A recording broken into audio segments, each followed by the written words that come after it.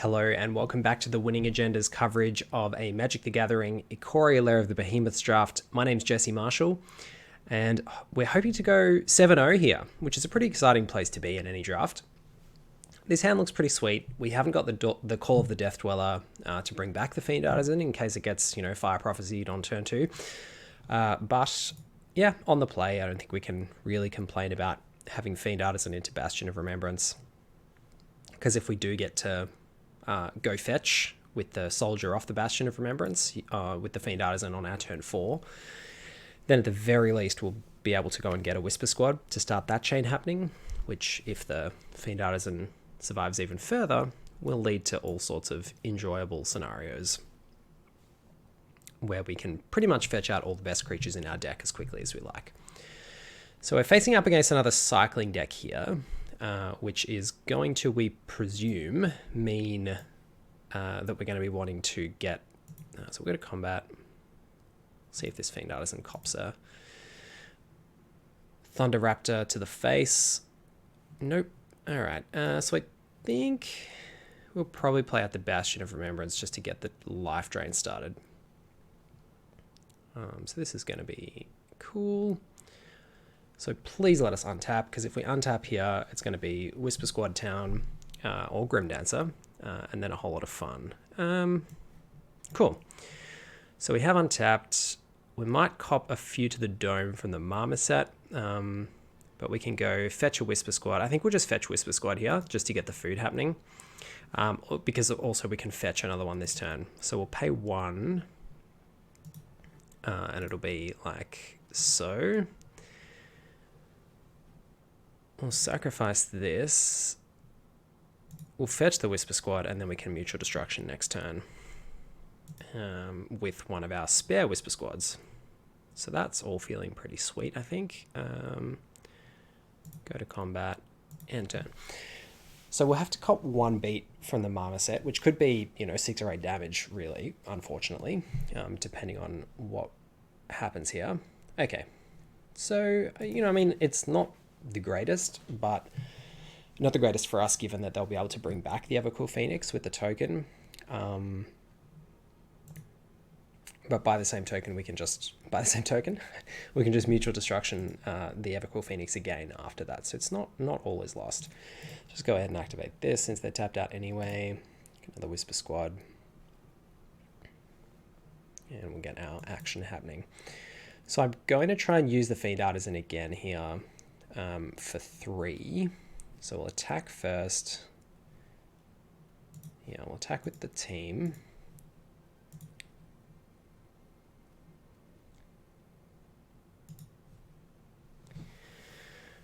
The issue is that if we do that, we can't Mutual Destruction safely this turn, which does kind of suck. What can we do? So we can pay 3 to get General's Enforcer. Then we can sack 1 to the Mutual Destruction. But then we still, end up with no Whisper Squads. So it's a bit awkward. I think this turn we might have to just Mutual Destruction and not use the Fiend Artisan, which probably means we should have attacked with it, but that's okay. Or we can pay 2 with the Fiend Artisan, Mutual Destruction, and then still grab 1. Yeah, I think let's do that. So we'll Mutual Destruction the Evercool Phoenix with 1 Whisper Squad.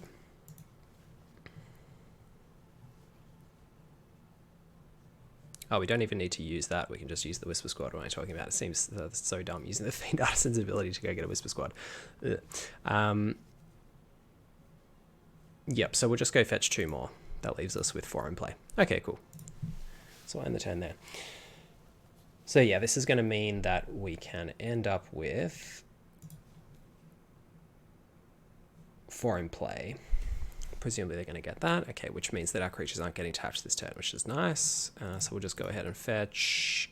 Oh, I was going to say, if that auto-tapping taps both the swamps, I'm going to lose it. But worked out okay. All right, so we've got both the Whisper Squads. We've got a reasonably beefy Fiend Artisan now.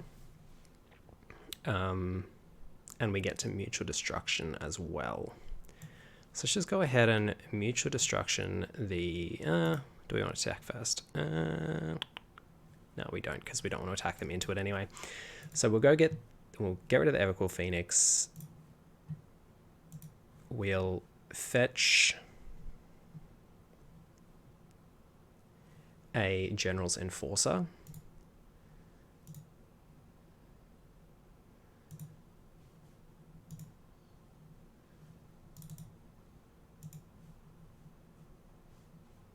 Yeah, just pay this. Sacrifice the Whisper Squad. And grab the General's Enforcer.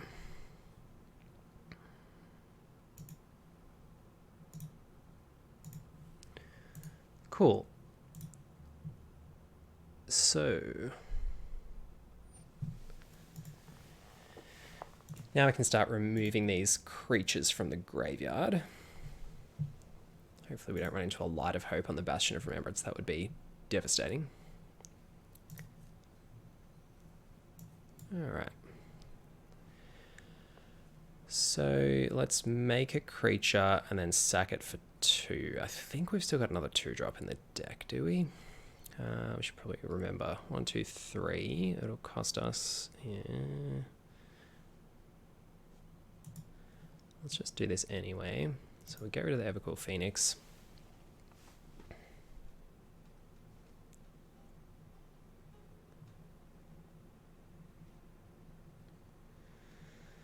Maybe we'll just play the Farfinder actually. And we'll get a Plains so that we can generate 2 tokens a turn with the General's Enforcer if we want to. There's obviously a bit of anti-synergy with General's Enforcer on our own graveyard and Fiend Artisan, but that's okay, I think. So no attacks.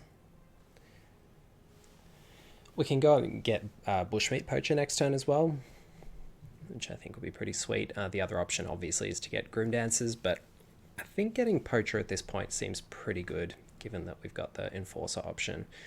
So it'll cost us 5 to go get that, and then 4 to make a token, so we won't have the mana to do both this turn. So perhaps we will put off the Bushmeat Poacher for 1 more turn. Let's play this.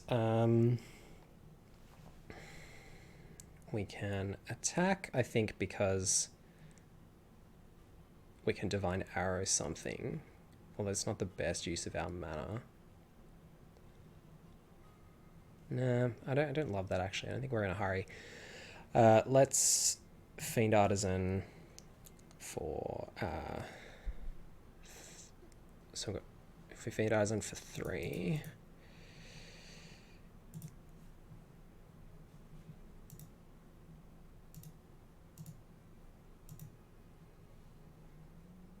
Sacrifice this.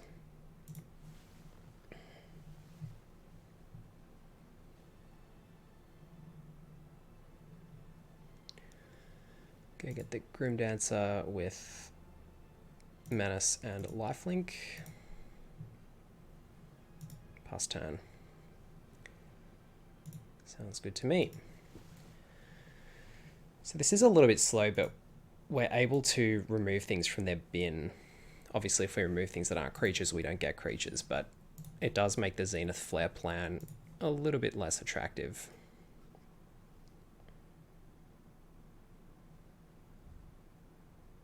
And I think as long as we do grab the Bushmeat Poacher next turn, it puts us in a pretty sweet spot. Possibly could have played the Day Squad Marshal there instead of using the General's Enforcer's ability, but it's one of those things where I like to use free value that I have on the board effectively ahead of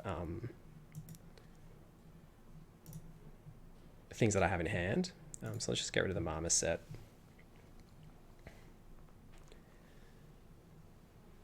And we'll block here with the Soldier.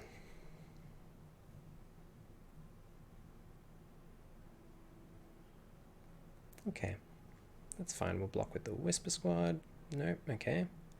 So if they tap 3 things here, it's a bit annoying. Okay. So the question is, do we want to block with the Enforcer?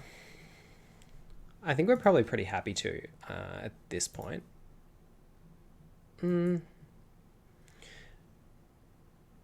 Probably could have Divine Arrowed there actually instead of making the creature. That was maybe a bit greedy. Yeah, let's just take it. We can Divine Arrow next turn. Yes, we are powering up the Zenith Flare slightly by doing it this way, but I think that's okay. We can now attack with the team. We can even get in with the Fiend Artisan this time, which we will do. So I think we'll just attack with everybody. Divine Arrow, the Snare Tactician, and then play the Day Squad Marshal. Seems fine.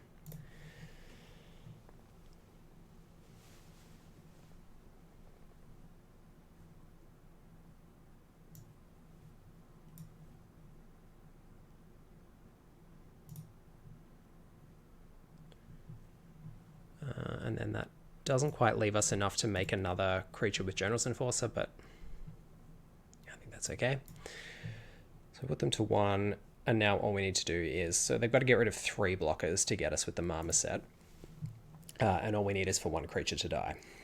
With the Bastion in play and we win the game. They could Zenith Flare us for a few, for 5 at the moment, maybe, you know, 6 or 7 if they've got a couple cyclers in hand to keep themselves alive, but I don't see them being able to survive for too long on this board. 3 life from the Grim Dancer was obviously handy. So yeah, it looks like we might be copying a 7 to the dome from a Zenith Flare, but... or maybe Fiend Artisan's going to cop it. Looks like they're deciding between who to Zenith Flare, the Fiend Artisan or the General's Enforcer. And it is the Artisan. So it puts them up to 7, but... yeah, I don't really see how they survive this. Yep, well, they're certainly not going to be surviving it now. Bye-bye, Marmoset, and let's get in there. Lovely. So, again, I think the value from the Whisper Squads was an all-star. As far as, like, reviewing that whole draft, you know, the value that we got from the Whisper Squads in almost every game by having 4 of them, you're just so likely to draw them. And then the fact that we could tutor them up with the Fiend Artisan when we needed to just basically adds your 5th one. That game worked out perfectly, curving from the Fiend Artisan into the Bastion of Remembrance, going and fetching the Whisper Squad, and then being able to mutual destruction as well. Like, there's just such a value chain there that it's hard for most decks to compete with, as well as the incidental life gain and the drain as well that you get off the Bastion of Remembrance. So I hope you enjoyed this draft series, because this is one of my favorite archetypes to draft in this format. The value that you get from Bastion of Remembrance, the great synergy, you know, between Whisper Squad, General's Enforcer, Bastion. We didn't even really get to see Bushmeat Poacher in action much, and the mythos of Snapdack's Dream sort of didn't really happen too often, although I think we killed someone with it in the first or second game. But yeah, having the Mutual Destructions, the Heartless Act, the Blood Curdle, it's all great removal, and then we've just got the long game ability to fight with all the value that we're able to get and all the card advantage. So yeah, I hope you enjoyed. It was a really interesting, I think, deck building. The fact that we didn't end up playing Luca or Ruinous Ultimatum and cut a few of the other red cards. We didn't play Snare Tactician, which is kind of interesting in this sort of deck. Particularly in red-white, you'd expect to have enough cyclers to be able to play it more often than not, but we went with a focused strategy. We went with sort of synergy over power, I guess, as well, and not trying to overextend ourselves on the mana. And that really paid off. So yeah, hope you enjoyed the series. I've been Jesse Marshall for The Winning Agenda, and well, we can enjoy this together. Look at those 2,200 gems. Fantastic. Yes, we'll see you again soon. Cheers.